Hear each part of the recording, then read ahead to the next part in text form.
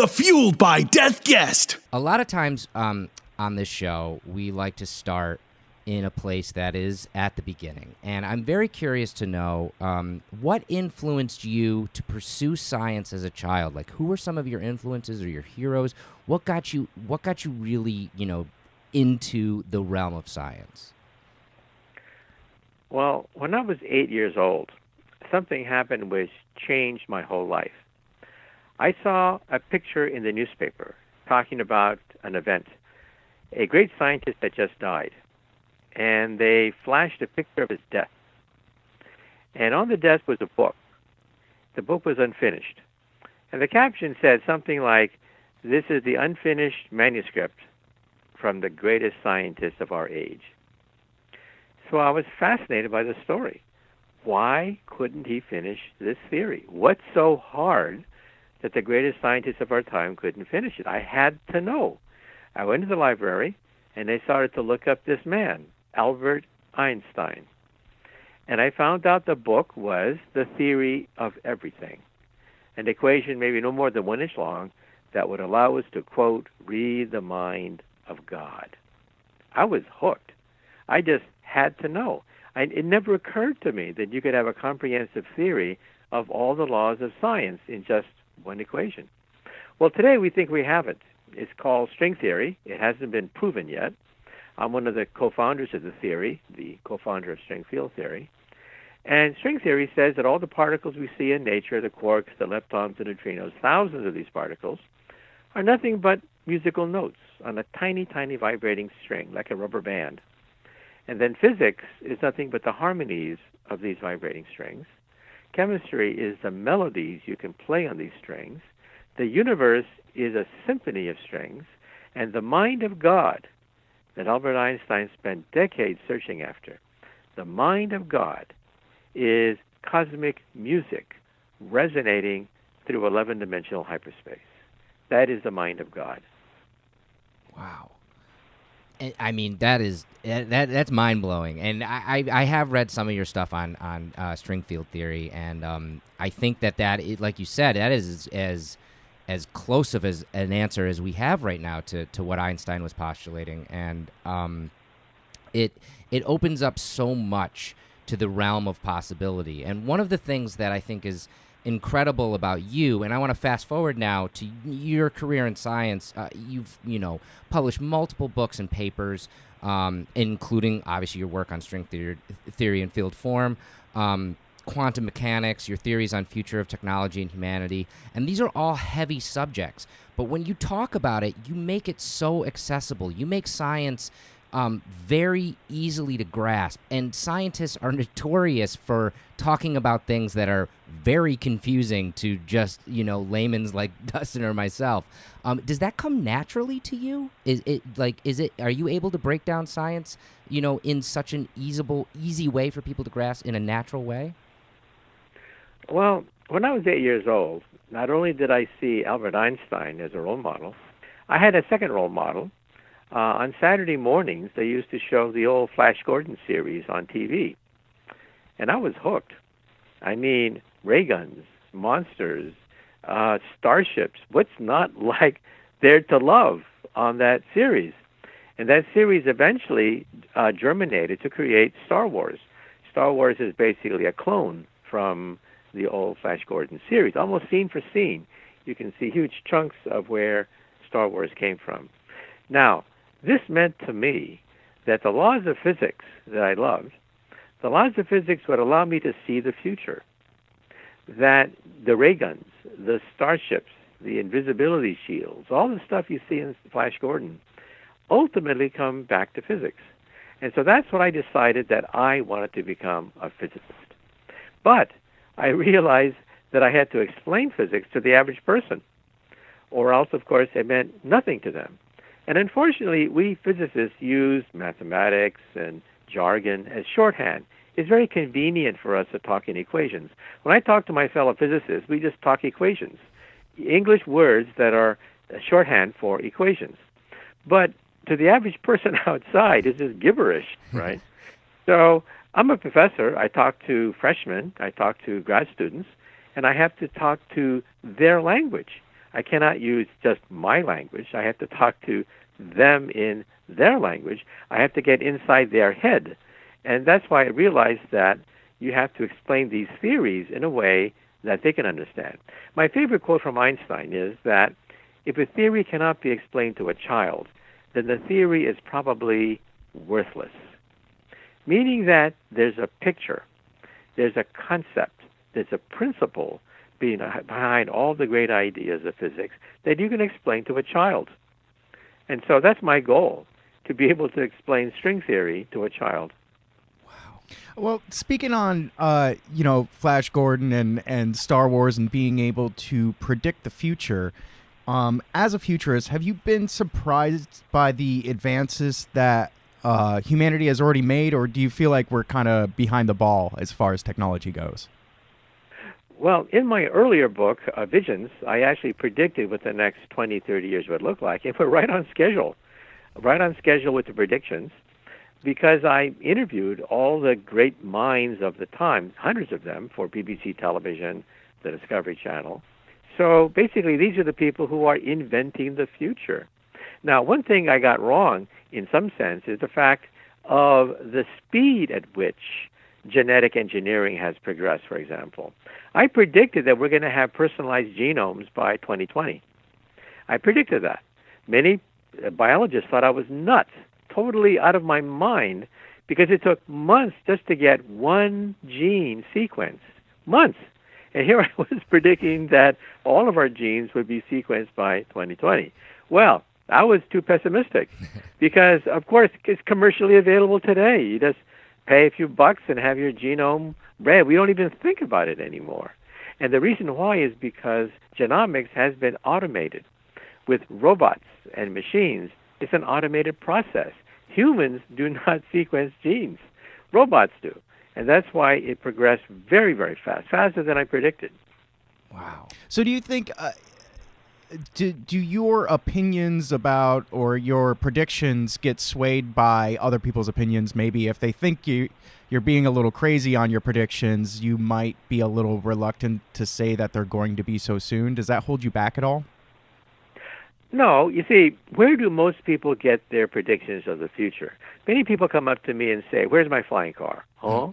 Where's my flying car? Well, where did the prediction of the flying car come from? It came from a cartoon called The Jetsons. And that's where most people get their understanding of the future, from cartoons like The Jetsons. Well, believe it or not, we have the flying car now. Okay? In fact, I was just in Dubai a few weeks ago, and in Dubai, they hope to commercialize the first flying cars. And so you realize that most people's understanding of science comes from cartoons and the movies, which is very unfortunate.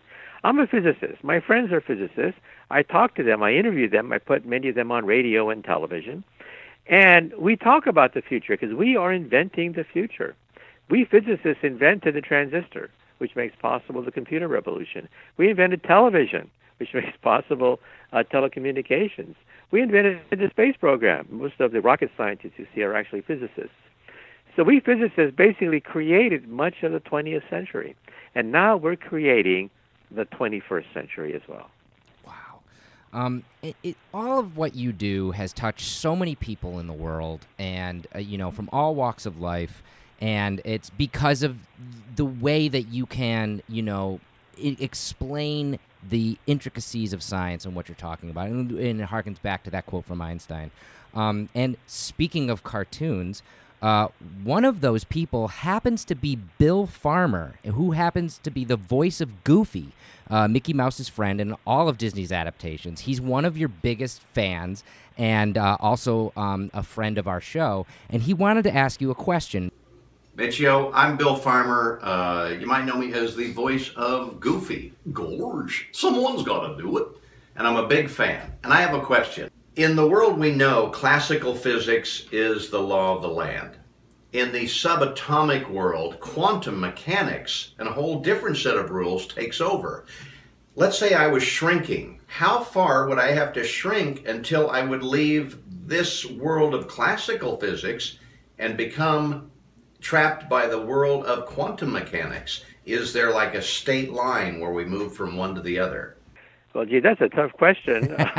It used to be that people like Niels Bohr, the founder of one of the founders of the quantum theory, believed that there was a wall that separated the microscopic world, which is bizarre. Things can exist in multiple states simultaneously. Electrons can disappear, reappear, be in parallel states simultaneously. That bizarre world of the quantum is separated us by a wall, because we live in a microscopic world where you can only be one place at one time. Forget being multiple places at multiple times simultaneously. Well, now we know there is no wall. We think that Niels Bohr was wrong, that nanotechnology allows a smooth transition between quantum mechanical things and large things. So then, how do we then smoothly go from one world, the world where things can pop into existence out of nothing, and the world of today where a rock is a rock is a rock. A rock doesn't disappear. A rock doesn't turn into light. At the subatomic level, rocks can turn into light. That rock is uranium. That light is a nuclear bomb. And at the subatomic level, you can have all sorts of goofy things happening. And we now know there is no brick wall. It's continuous. Nanotechnology has given us the ability to smoothly manipulate individual atoms. And then the question is, well, if universes can exist in simultaneous forms, then is Elvis Presley still alive in a quantum parallel universe? And the answer could be, well, yes, Elvis Presley could still be alive, but why can't we talk to him? If that's subatomically possible, why can't we do it in real life, talk to Elvis Presley? Well, quantum mechanics says that everything's vibrating. When things vibrate in unison, that's called coherence, then they can interact with each other quantum mechanically. But after a while, they start to vibrate not in unison, and that's called incoherence, and that's the world of today. Our world today is incoherent. That's why we cannot talk to Elvis Presley. We're no longer vibrating at the same frequency. If we were vibrating at the same frequency of Elvis Presley, then yeah, we could talk to him, but we're not. We have decohered from him, and that's a separation. The longer you wait, the more the vibration and the waves separate, and that's why you can no longer communicate between two parallel universes. So it's a smooth continuation. It's not abrupt like we once thought. Wow, very cool. And now I want to talk about your upcoming book, which is coming out, The Future of Humanity, which deals with some incredible topics. And one of those being this radical idea of being able to travel through space by laser by leaving our bodies. And when I was reading about this in your book, I was wondering, like, is this actual science that we're working towards, or is this just a theory that we're taking from science fiction at this point? Well, we've had a few great science projects. The Manhattan Project gave us the atomic bomb during World War II. The Genome Project gave us the genome in the last few decades. Now, some people think the third great project could be the connectome, and that's a crash program to map the entire human brain. That is, put all the neural connections on a disk. Now, once we have this disk, what do we do with it? One possibility is put it on a laser beam and shoot it into outer space, so that in 1 second you could be on the moon. Your connectome, all the neurons and pathways and so on and so forth, could be shot to the moon in 1 second, to Mars in 20 minutes, to Pluto in 1 day, and to the stars in a few years. On the moon, there is a receiving station that downloads your connectome, and then puts that connectome into an avatar.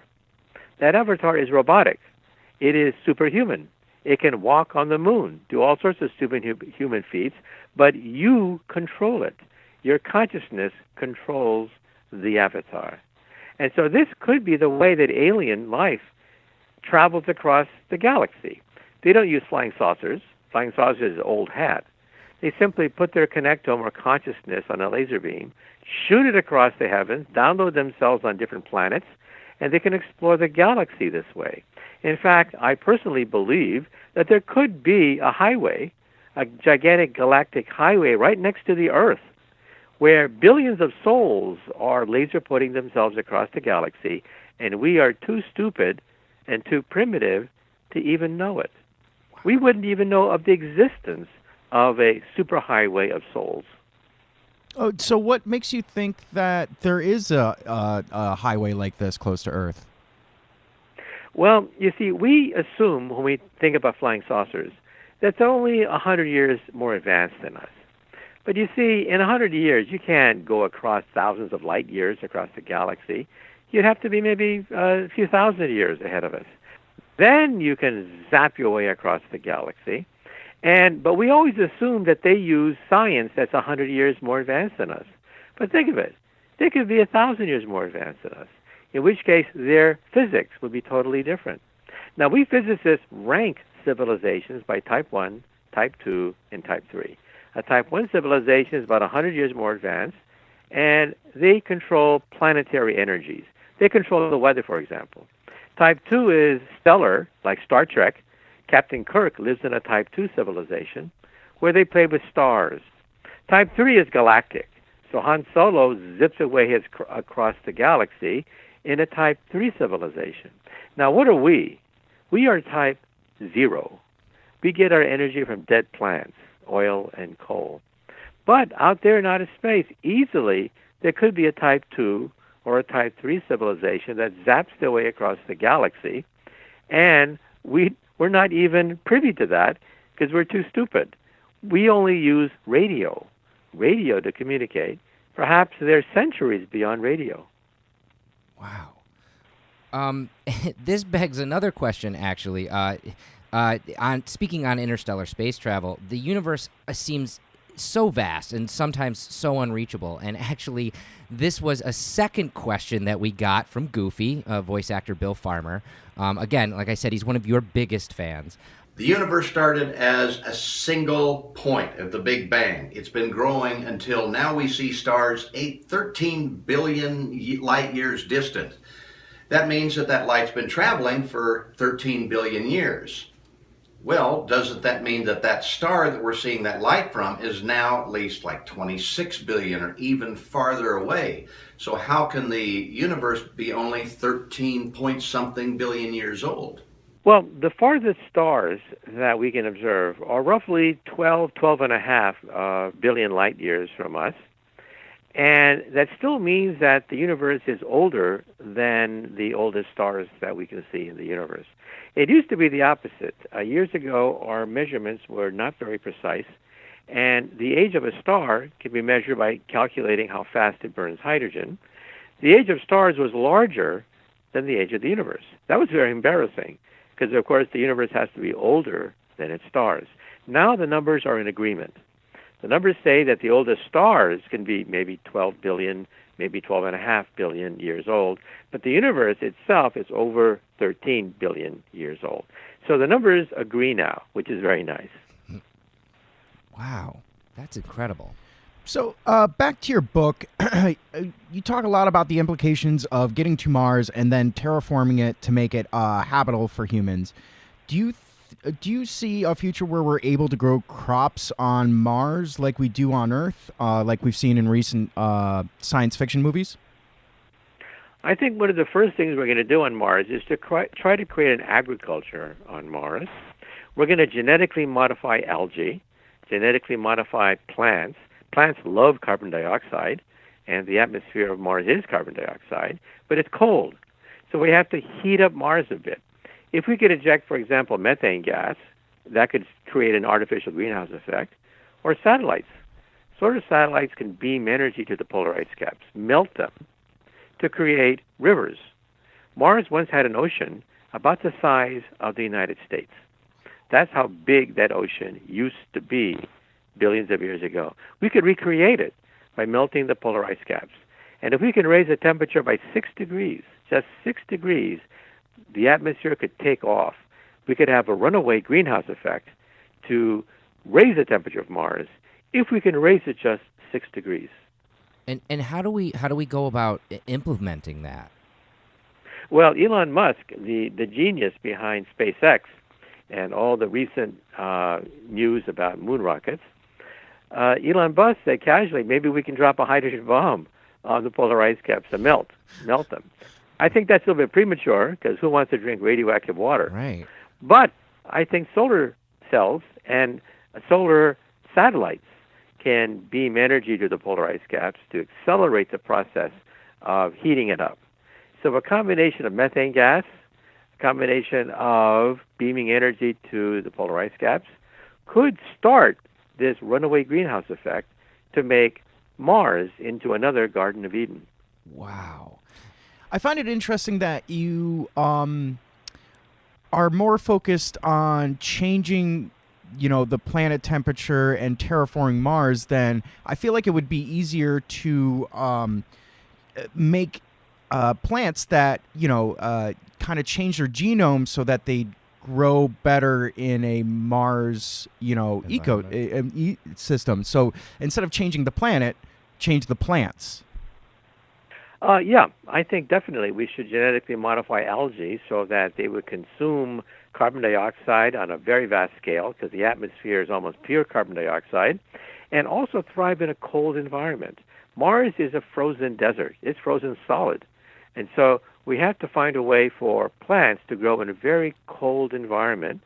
So initially, we'll have to create hydroponics. That is, we'll have to create gigantic factories producing the first plants to create topsoil. But once that gets off the ground, I think we're going to have to heat up large areas of Mars so that plants can exist that'll proliferate on their own. Okay? So I think definitely we want to jumpstart this technology to create agribusiness on Mars by using biotechnology. And how far away do you think we are from doing something like this? Well, let's get a timetable. First of all, next year, 2019, the first moon rocket will go back to the moon after a 50-year gap.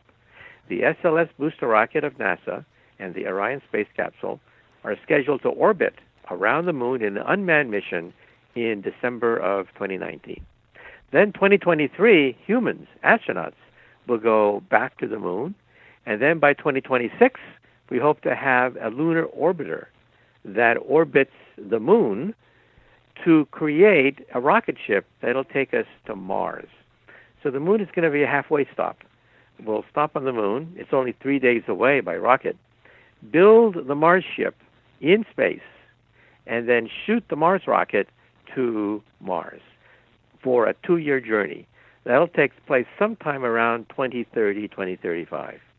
And then, once we get that off the ground, a small settlement of astronauts will be created, and perhaps by the end of the century, perhaps we'll have a few hundred colonists on Mars. Elon Musk envisions 1 million colonists, each rocket containing maybe 1,000 settlers and colonists, to begin the process of creating a second branch of humanity. Now, of course, all humans are not going to go to Mars, a settlement on Mars, because we need an insurance policy in case something happens to the Earth. Now, remember, the dinosaurs had no space program. And because the dinosaurs had no space program, that's why they're not here today to talk about it. We do have a space program, so we can create a insurance policy, a backup plan, Plan B, in case something bad happens to the Earth. Wow. And getting to Mars, we're going to terraform it. I have to ask this question here at Death Wish Coffee. Would we be able to grow coffee on Mars?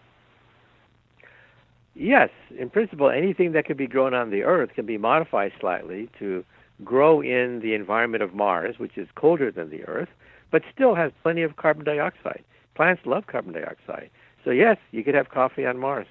And would we tout ourselves as the world's strongest coffee? Would caffeine affect you differently in the atmosphere of Mars, or would it be the same? I think it would be largely the same because, caffeine will get into blood, and the blood goes into the brain and stimulates dopamine. And so I think that for the most part, it'll be roughly the same. You can still get the caffeine high on Mars. That's good, because as I said, we are the world's strongest coffee, and we hope to one day be the strongest coffee in the universe, and that would be our first steps.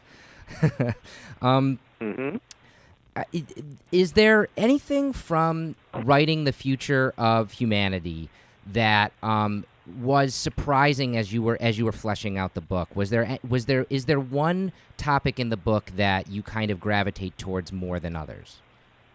Well, here's a very practical question. Why did the first space program of the 1960s, why did it fail, right? Okay. We went to the moon, and we forgot about it. Well, in 1966, I didn't realize that the NASA budget was 5% of the entire federal budget. Now, that's not sustainable. Because of the Cold War, we could tolerate that.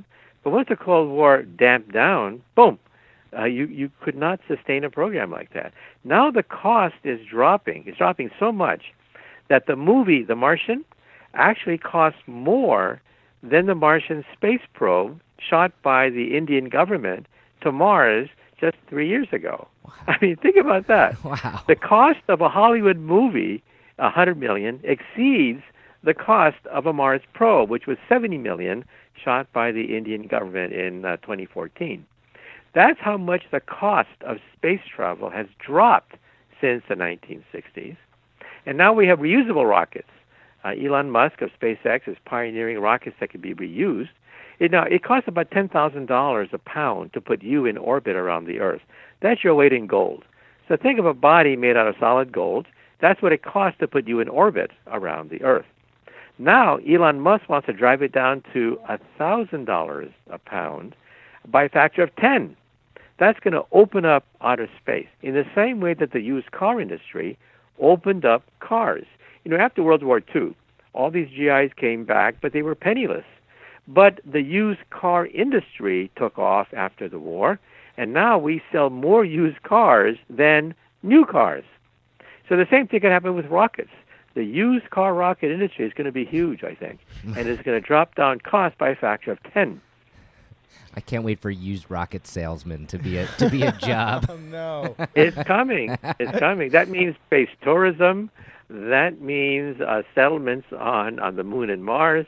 The outer space is not going to be as expensive and forbidding as we think about it coming out of the moon program of the 60s.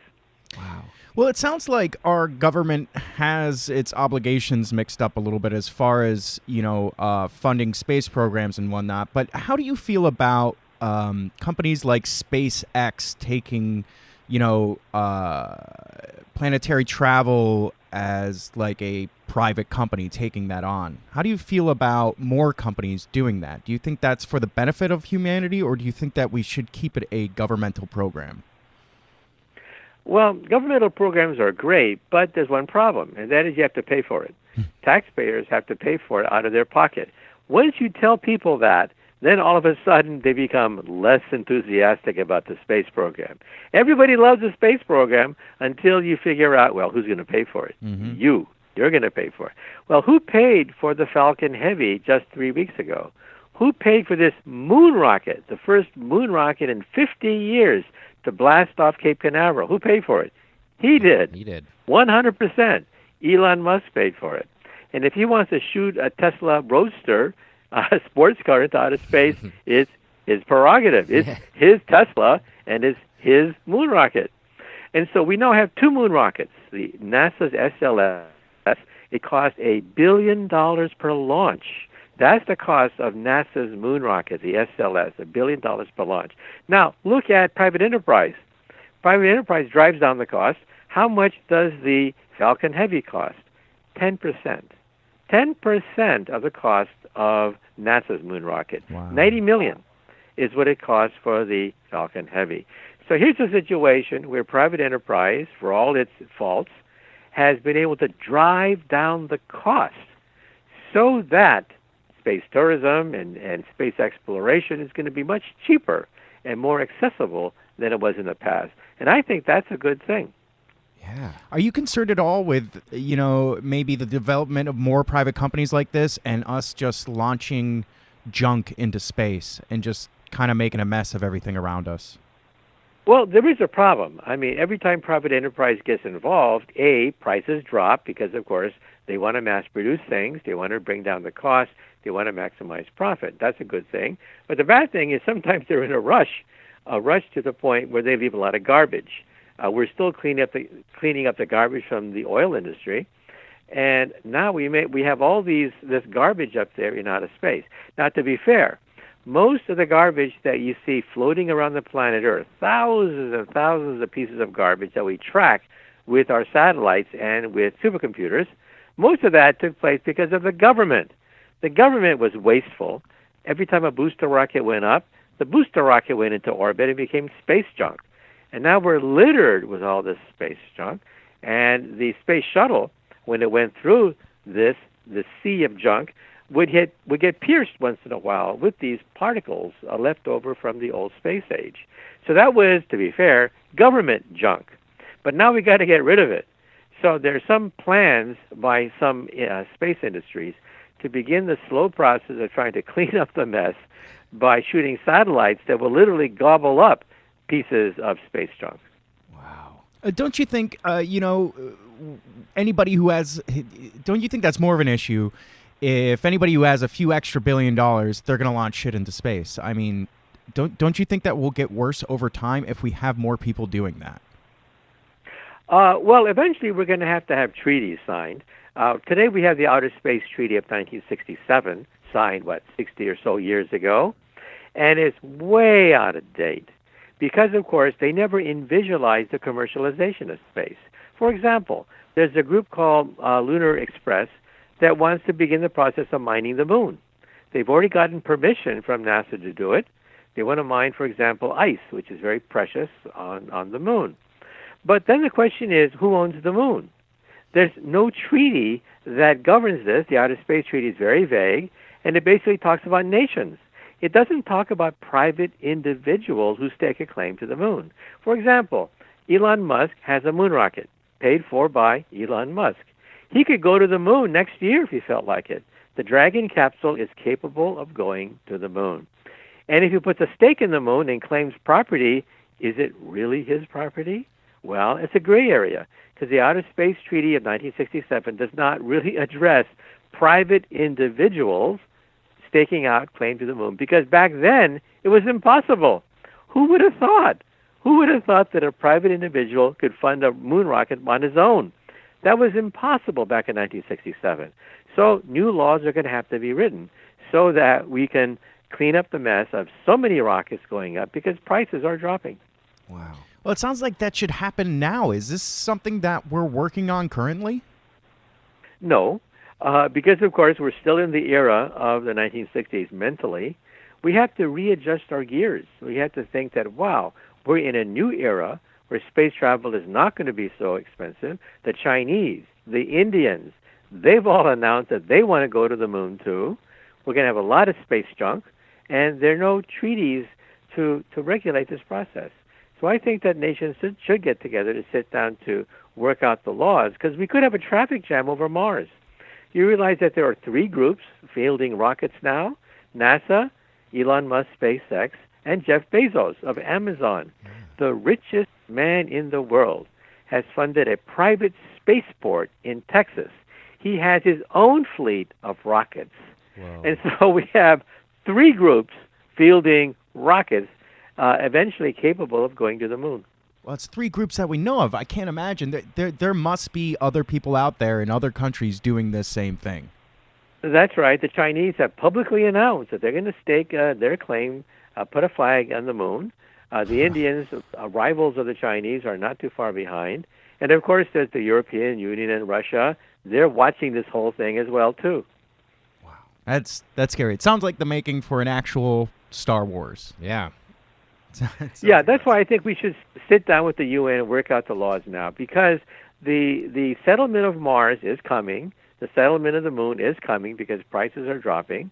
Nations are interested in this because they see possibilities in outer space.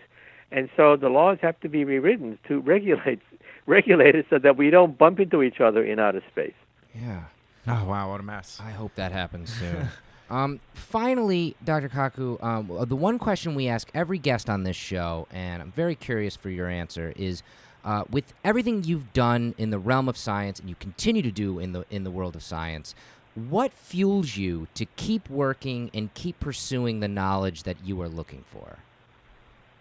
Well, it goes back to my childhood dream. We once thought that string theory would be it. The equations governing string theory are governed by string field theory, which is my contribution. I'm the co-founder of string field theory. But we now realize that, well, there are 5 string theories in 10 dimensions. Why should there be 5? There should be 1, right? Now we know that there is one theory that gives you all 5 theories as byproducts, but that's in 11 dimensions. And that theory has membranes, and we call it M theory.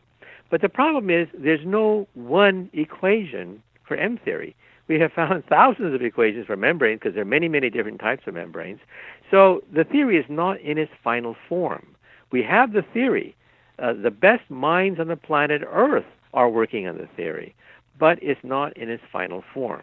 That's what I'm working on now, to try to clean up the mess, try to get one equation in 11 dimensions that contains membranes to settle the question of the unified field theory, the theory of everything.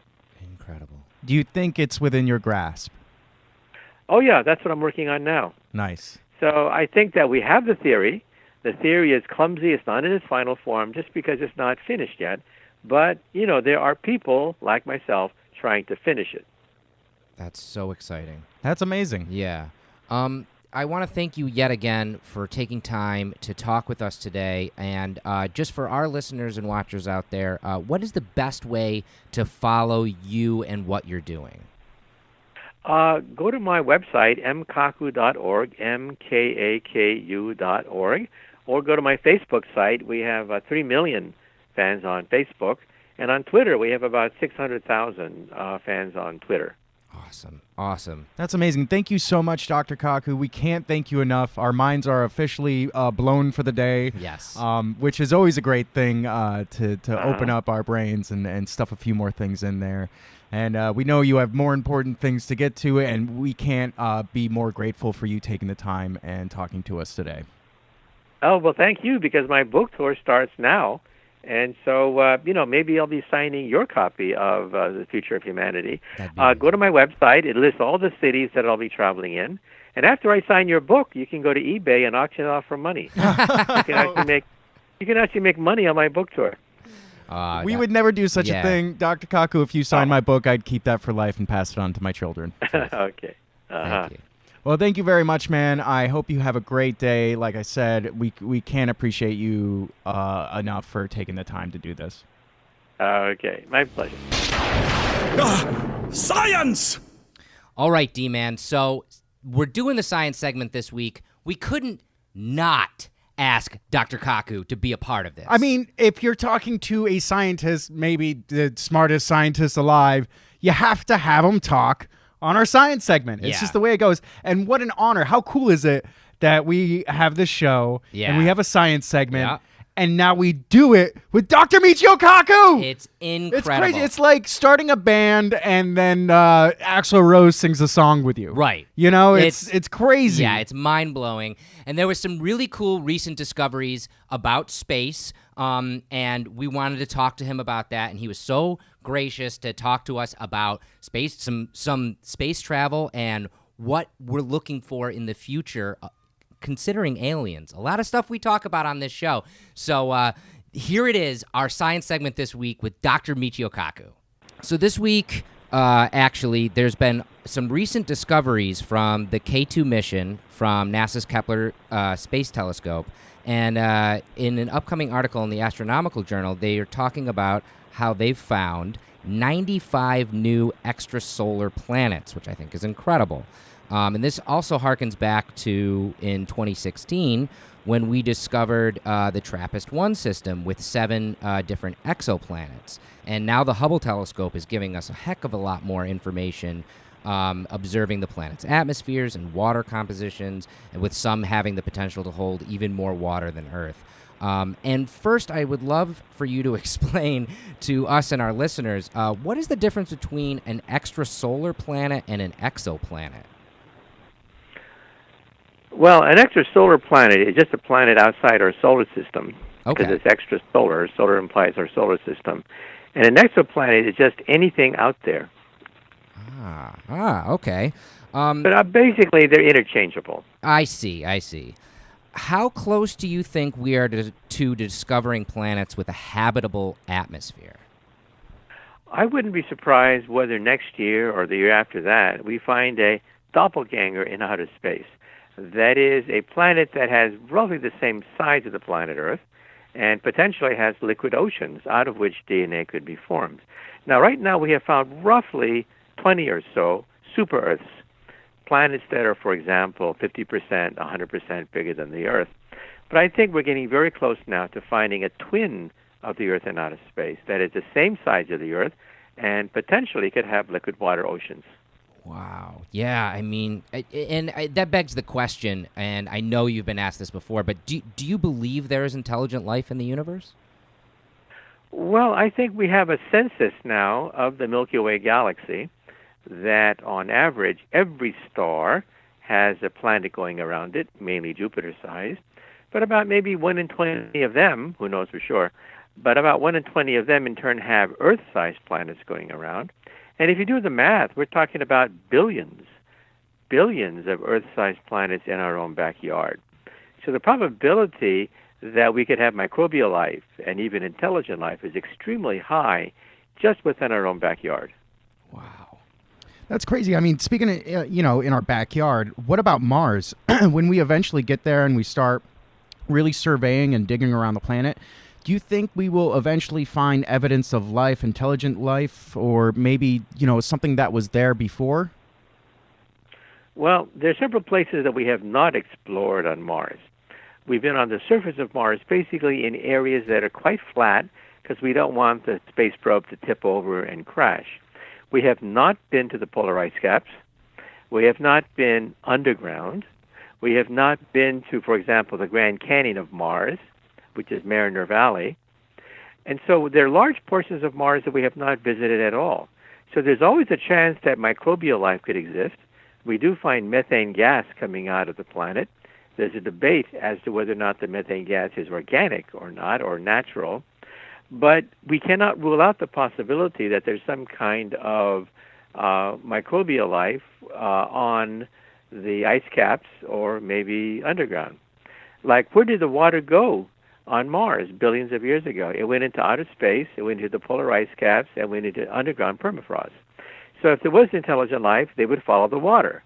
They would go to the ice caps, they would drill underground, and they would flee into outer space. They would follow the water. Wow. And that just begs the question, if and when we do find intelligent life in the universe, whether it be, light years away or in our own backyard, what do you think the first steps that humanity should take when and if that happens? Obviously, I always think of Hitchhiker's Guide to the Galaxy. Don't panic. Obviously, let's hope none of us panic. But what should our first steps be when that discovery is made? Well, first of all, there are no protocols that you see often in the movies where the Joint Chiefs of Staff get together and tell the public don't panic or keep everything a secret, right? Right. There are no such protocols, okay? Governments have not come together to discuss this. So I think, first of all, we'll probably pick up a radio signal from a nearby planet, and the first response will be to decipher the message. The message will be regular rather than random, indicating that there's an intelligence behind it, and we'll have to use supercomputers to decipher it, okay? Mm-hmm. At that point, it's going to leak out. People cannot keep secrets. It'll leak out that we've detected an intelligence signal from outer space. First, we have to translate it. Second, we have to then figure out the level of technology. Are they vastly superior to us, or are they just beginning to understand radio, for example, like our civilization? In other words, are they type 1, type 2, or type 3? We'll have to figure out which type civilization they are. Type 1 is planetary. They control the weather. They control all planetary forces. Type 2 is stellar, like Star Trek. They control individual stars. And type 3 is galactic. They roam the galactic space lanes. So we'll have to understand the level of technology. Third, we'll have to understand whether or not they're potentially hostile or not, whether they can pose a threat to us. If they're type 2 or type 3, they could probably visit us, in which case we definitely have to wonder about what happens if we encounter them. Wow, yeah, that's And by the way, if they are very advanced and they have the potential of visiting us, We have to figure out what do they want. Many times in the movies, they want to take our Earth-like resources. But you see, there are plenty of planets out there that are uninhabited. They don't have to plunder us. They can have other planets to plunder if they feel like. So they're not going to want to do that. So what do they want? Well, we have to figure that out. Wow, yeah. One possibility is that, if you're in the forest and you talk to the squirrels and you talk to the deer, eventually you get bored with them because they don't talk back to you. And the same thing with these civilizations. If they're that advanced, they've been listening in on our conversations. And, we don't talk back to them in any intelligent way, so they lose interest. So for the most part, they'll probably leave us alone. Do you think that could be happening right now where we have an intelligent life force communicating with us and we just don't know how to pick it up or respond? Well, I think what is possible is that alien civilizations have discovered what I call laser porting. That is, shooting their consciousness on laser beams across the universe. This replaces flying saucers, replaces UFOs, no weightlessness problem, no accidents, no radiation, none of those problems. You just take your connectome, that is the neural pathways, put it on a laser beam, and shoot it through outer space. We could be next to a superhighway, a gigantic superhighway of beings laser porting themselves across the galaxy at the speed of light, and we are too stupid to even know of its existence. That's how primitive we are. I mean, it could be even technology that we're not even able to imagine or grasp at all that could be going on, and we're completely not picking it up, Possibly. We use radio to communicate. Perhaps they've gone way past radio. Perhaps they're partly robotic. There are many scenarios whereby they don't do the kinds of technologies that we do, because we assume that they're only maybe 100 years more advanced than us. But let's say they're 1,000, 1,000,000 years more advanced than us. Then, of course, the way they communicate, what they want, is going to be completely different. And so we could be barking up the wrong tree. Wow. And now I think of how we, as humans, interact with life forms that are less intelligent than us. And the thing that makes me nervous is that we're not always kind to intelligent or to life that is less intelligent than us. So I imagine that if there was an alien force that did come in contact with us and was more intelligent than us, that it might have malevolent intentions. Is that a right way to think, or am I kind of misled there? Well, first of all, I don't think we should advertise our existence to alien life forms in outer space, because we don't know their intentions. They could be malevolent, as you pointed out. More than likely, they probably just don't care. For example, who's more dangerous to the deer? A hunter with a high-powered rifle or the developer? The high-powered rifled hunter is apparently more dangerous to deer, but really, the main danger is the developer, the guy with the blueprint. He's just going to pave you over and destroy your habitat and starve you guys to death. And he just doesn't care. The Martians in War of the Worlds were not evil. They did not hate us. We were just in the way. Just like in Hitchhiker's Guide to the Galaxy. The main problem is not the hunter. The main problem is that we're just in the way. And they simply don't care and just pave us over. That's it's a lot of food for thought, and I'm always interested in what we're gonna find out next, and it's very uplifting to hear that you're saying that you think just in the next couple of years we're gonna find our twin out there, which can open up within the next few years. I think within the century we'll probably receive interception of signals from intelligent life in outer space. So I think in this century there could be this historic moment where we make contact with intelligent life in the universe. Now, that doesn't mean that we can have a two-way conversation, because, of course, they could be hundreds of light years away. Right. So communication is impossible. But the fact that we can intercept messages from them, I think it'll happen in this century. Wow. But you think maybe we shouldn't be putting our signal out there and trying to connect with these intelligent life forms? No. No, I think we should not, because we don't know their intentions. I think for the most part they're going to be benevolent because they're very advanced. But who knows? We could be in the way, or they could just be, they just don't care. So we have to be careful about advertising our existence. I don't think we should do that. But we are, right? Yeah, but I don't think we should add to it. In other words, we're already advertising our existence with radio. Television has Leave It to Beaver and I Love Lucy beaming into outer space. Yeah. I just don't think we should add to that. I agree. Well, thanks again for being on our science segment this week. This has been Fueled by Deathcast, a Death Wish Coffee Company podcast production. Thanks for listening.